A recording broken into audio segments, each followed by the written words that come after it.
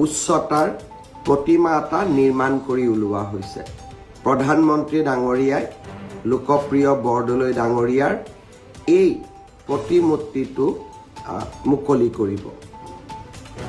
প্ৰধানমন্ত্ৰী ডাঙৰীয়াই বিমানবন্দৰটো উদ্বোধন কৰাৰ আগতে 19 তাৰিখে মই ফেচবুকৰ জৰিয়তে আপোনালোকক নতুন বিমানবন্দৰটো দেখুৱাবলৈ যত্ন কৰিম।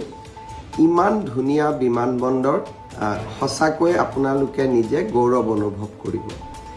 আমি এতিয়া আৰু এটা সিদ্ধান্ত লৈছোঁ, বিমানবন্দৰৰ সন্মুখৰ ৰাস্তাটো আমি খুব ধুনীয়াকৈ নিৰ্মাণ কৰিছোঁ। এতিয়া এই ৰাস্তাটোৰ ওপৰত আৰু এটা আমি ওপৰত ৰাস্তা বনাম, যাক এলিভেটেড কৰিডৰ বুলি কয়, যি আমি জালুকবাৰী পৰ্যন্ত যাব পাৰিম। নেশ্যনেল হাইৱে অথৰিটিয়ে খুব সোনকালে ইয়াৰো নিবিদা আহ্বান কৰিব। এক প্ৰকাৰ আজি যদি আপোনালোক বিমানবন্দৰৰ সন্মুখৰ ৰাস্তাটো দি খোজ কাঢ়ে, হায়দৰাবাদ, বেংগলোৰ আদি এয়াৰপৰ্টত গ'লে যি নান্দনিক দৃশ্য দেখিবলৈ পোৱা যায়, তেনেকুৱা দৃশ্যই দেখিবলৈ পোৱা যাব। 19 তাৰিখে মই আপোনালোকক বিমানবন্দৰটো দেখুৱাবলৈ যত্ন কৰিম। তাৰ পিছত প্ৰধানমন্ত্ৰী ডাঙৰীয়া ভাৰতীয় জনতা পাৰ্টীৰ ৰাজ্যিক কাৰ্যালয়ত যাব। কিছু সময় আমাৰ কাৰ্যকৰ্তাসকলৰ লগত তেখেতে কটাব। পিছদিনাখন ৰাতিপুৱা 21 তাৰিখে 8টা বজাত আপোনালোকে জানে যে গুৱাহাটীত আমি নদী পৰিবহণ ব্যৱস্থাৰ বাবে এটা অত্যন্ত ধুনীয়া টাৰ্মিনেল নিৰ্মাণ কৰি উলিয়াইছিলোঁ। নিৰ্মলা সীতাৰমণ ডাঙৰীয়ানীয়ে তাক উদ্বোধন কৰিছিলে।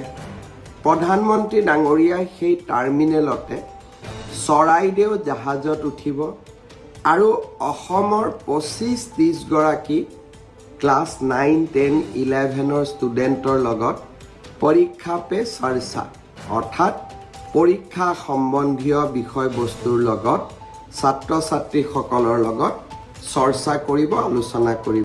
আৰু ব্ৰহ্মপুত্ৰ নদীৰ ওপৰত জাহাজখন চলি থাকিব।